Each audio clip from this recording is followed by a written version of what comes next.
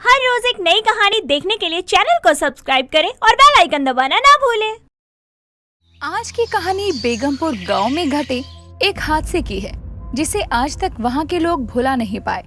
आखिर वो घटना क्या है, आइए जानते हैं विस्तार से। ये कहानी लगभग 40 साल पुरानी है।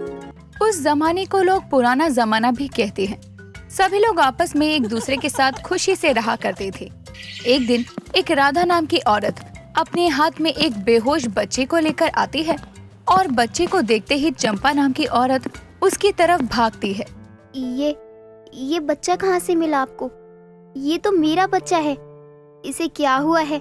ये अपनी आंखें क्यों नहीं खोल रहा है? घबराइए मत, आपका बच्चा बिल्कुल ठीक है।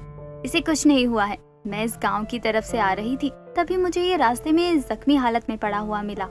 मैंने इसका इलाज कर दिया है, थोड़ी ही देर में इसे होश भी आ जाएगा। मैं आपका शुक्रिया कैसे अदा करूं? आपने मेरे बच्चे की जान बचाकर मुझ पर बहुत बड़ा एहसान किया है। इसमें एहसान वाली क्या बात है? एक डॉक्टर होने के नाते इसकी जान बचाना मेरा फर्ज है। मैंने बस अपना फर्ज निभाया है। आप डॉक्टर हैं? जी हाँ, मैं एक डॉक्टर हूँ। लेकिन आप लोग मुझे इतना हैरानी से क्यों देख रहे हैं? डॉक्टर साहिबा, हम सभी आपको इसलिए ध्यान से देख रहे हैं क्योंकि आप इस गांव के लिए किसी भगवान से कम नहीं हैं। हमारे गांव में ना ही एक भी हॉस्पिटल है और ना ही डॉक्टर। हमें जब भी इलाज की जरूरत होती है तो कोसों मील दूर शहर जाना पड़ता है। चलिए, जो होता है अच्छे के लिए होता है।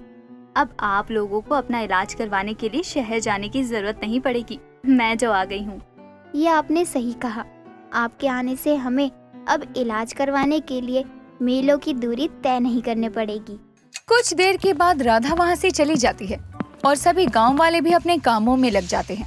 राधा गांव वालों के साथ मिलकर गांव के एक खंडर को ठीक ठाक करके एक हॉस्पिटल के रूप में बदल देती है, जहां राधा आए हुए मरीजों का इलाज किया करती। वो तो गांव वालों के सामने साइंस को इतना अच्छे से जानने का दावा करती, जिसके जरिए वो मरे हुए लोगों को भी जिंदा कर सकती थी। राधा एकमात्र ऐसी डॉक्टर थी जो कि उस गांव में रहती थी, लेकिन गांव का कोई भी व्यक्ति ये नहीं जानता था कि वो कहाँ रहती थी या उसका घर कहाँ था। सभी गांव वालों ने जब भी उसे देखा, हॉस्पिटल में ही देखा। तभी एक रोज चंपा अपने पति रघु को रोते हुए हॉस्पिटल लेकर आती है। हे भगवान, मेरे पति को क्या हो गया? आप अपनी आंखें खोलिए जी। क्या हुआ है इन्हें? पता नहीं डॉक्टर साहिबा, हमारे पति को क्या हो गया है। ये ना ही कुछ बोल रहे हैं, ना ही अपनी आंखें खोल रहे हैं। आप कुछ करिए। आप चिंता मत करिए, मैं अभी इनका इलाज करती हूँ। इन्हें कुछ नहीं होगा। अगर इन्हें कुछ हो गया तो मैं भी जहर खाकर मर जाऊंगी। अब पहले मुझे इनका इलाज तो करने दीजिए। आपको ये सब करने की जरूरत नहीं पड़ेगी। क्या हुआ डॉक्टर साहिबा, आप चुप क्यों हैं? आपने इन्हें यहाँ लाने में बहुत देर कर दी। ये अब इस दुनिया में नहीं रहे। हे भगवान, आपने मेरे साथ ऐसा अनर्थ क्यों कर दिया? अब मैं किसके सहारे जीऊंगी? मेरे बच्चे का क्या होगा? आपके साथ कुछ गलत नहीं होगा। मैं थोड़ी देर में आपके पति को जिंदा कर दूंगी। मुझे थोड़ा समय दीजिए बस। राधा रघु को स्ट्रेचर पर लेटाकर ऑपरेशन थिएटर के अंदर ले जाती है और करीब 2 घंटे के इलाज के बाद ऑपरेशन थिएटर का दरवाजा खुलता है और रघु अपने पैरों पर चलकर ऑपरेशन थिएटर से बाहर आता है। चंपा उसे देखकर खुश हो जाती है और उसे कसकर गले लगा लेती है, लेकिन रघु उसे अपने से दूर करके बिना कुछ बोले वहाँ से चला जाता है। डॉक्टर, ये क्या? मेरे पति ने मेरी बातों का जवाब क्यों नहीं दिया? वो ऐसे क्यों बर्ताव कर रहे हैं जैसे मुझे जानते ही ना हो? वो अभी अभी बीमारी से उठे हैं, इसलिए किसी से बात नहीं करना चाहते। कुछ दिनों में ठीक हो जाएंगे। क्या सच में डॉक्टर मरे हुए इंसान को जिंदा कर सकते हैं, या इसके बीच कोई और राज है? क्या सोचने लगी आप?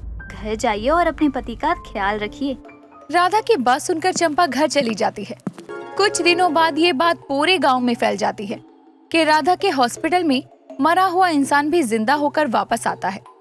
अगर सच में ऐसा हो सकता है तो किसी को मरने से डर नहीं लगता और ना ही दुनिया में भगवान की जरूरत पड़ती। दिन बीतते हैं और बीतते दिनों के साथ राधा के हॉस्पिटल में 2 लोग और आते हैं, जिन्हें मरे हुए घंटों से भी ज्यादा समय हो गया था, लेकिन फिर भी जब वो हॉस्पिटल से लौटे तो वो जिंदा थे। ये नजारा गांव वालों को हैरान कर देता था और ये डराने वाला भी था, क्योंकि जो भी मरा हुआ इंसान हॉस्पिटल से जीवित होकर आता, ना ही उसके सीने में दिल होता, ना ही वो किसी से बात करता और ना ही कुछ खाता पीता, फिर भी वो तंदुरुस्त रहता। ये सब बातें गांव वालों को बड़ी अजीब लग रही थी। एक दिन गांव के सरपंच और एक आदमी खड़े होकर आपस में बातें कर रहे थे। तभी सरपंच मंदिर से लौट रही चंपा को रास्ते में रोक लेता है। माफ करना चंपा, तुम्हें बीच रास्ते में रोक लिया, लेकिन आजकल रघु का बर्ताव बड़ा ही अजीब हो गया है। वो किसी से बात नहीं करता है। आप ही नहीं, मैं भी इस बात से परेशान हूँ। जब से ये हॉस्पिटल से आए हैं ना, कुछ खाते हैं ना पीते हैं ना किसी से बात करते हैं, जैसे कोई जिंदा लाश बन गए हों। और ये सिर्फ मेरे पति के साथ ही नहीं हो रहा, बल्कि उस हॉस्पिटल से जो भी मरकर जिंदा हुआ है, सबका यही हाल है। हमें इसके पीछे का राज पता लगाना चाहिए। अब जब भी कोई मरीज हॉस्पिटल जाएगा तो हम सभी डॉक्टर राधा पर खिड़की से नजर रखेंगे कि आखिर वो ऐसा क्या करती है जिससे मरा हुआ इंसान भी जिंदा हो जाता है।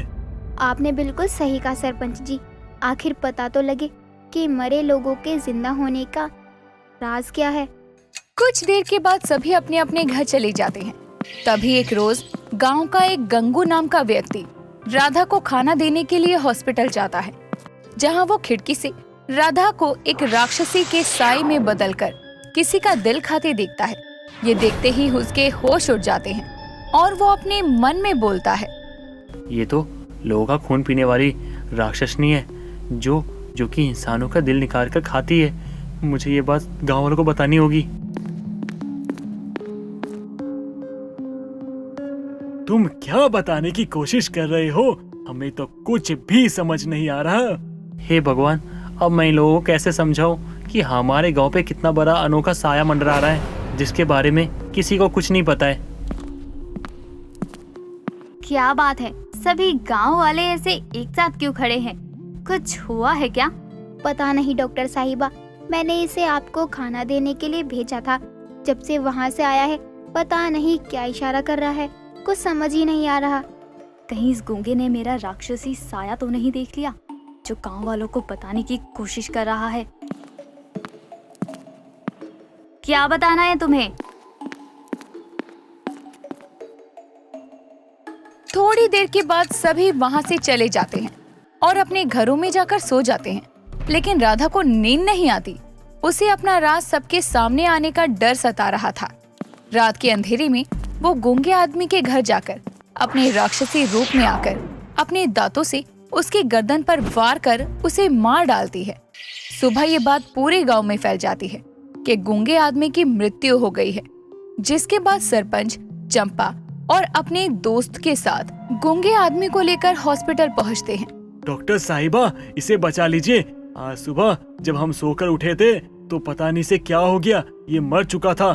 आप ना इसे बचा लीजिए और इसे जिंदा कर दीजिए। ठीक है, आप लोग परेशान मत होइए, मैं इसका इलाज करती हूँ, ये ठीक हो जाएगा। राधा गूंगे आदमी को स्ट्रेचर पर लेटाकर उसे ऑपरेशन थिएटर में लेकर जाती है, जिसके बाद सरपंच चंपा और अपने दोस्तों के साथ खिड़की पर खड़े होकर उसको देखने लगते हैं। राधा डॉक्टर से सीधा राक्षसी के रूप में आ जाती है, जिसके दांत भी मुंह से बाहर आ जाते हैं। वो चाकू से गूंगे आदमी के सीने पर वार करती है, उसका दिल निकाल कर खाने लगती है। थोड़ी देर बाद टाँके मारकर अपनी शक्तियों के जरिए एक मंत्र पढ़कर उसे जिंदा कर देती है और वापस घर भेज देती है। उसका भयानक साया देखकर सभी डर जाते हैं और वहाँ से भाग जाते हैं। ये एक राक्षसनी है जो इंसानों का दिल खाती है।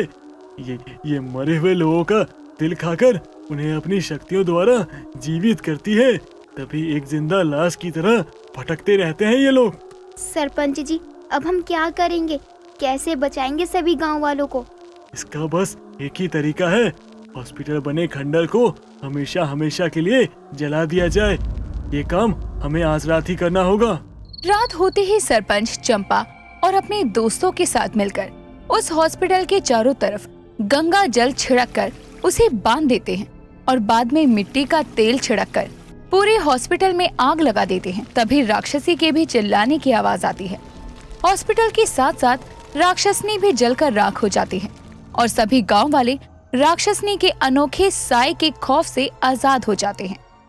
दोस्तों, अगर आपको ये कहानी पसंद आई तो इसे लाइक करें, शेयर करें और कमेंट करके बताएं कि कहानी में आपको सबसे अच्छा क्या लगा।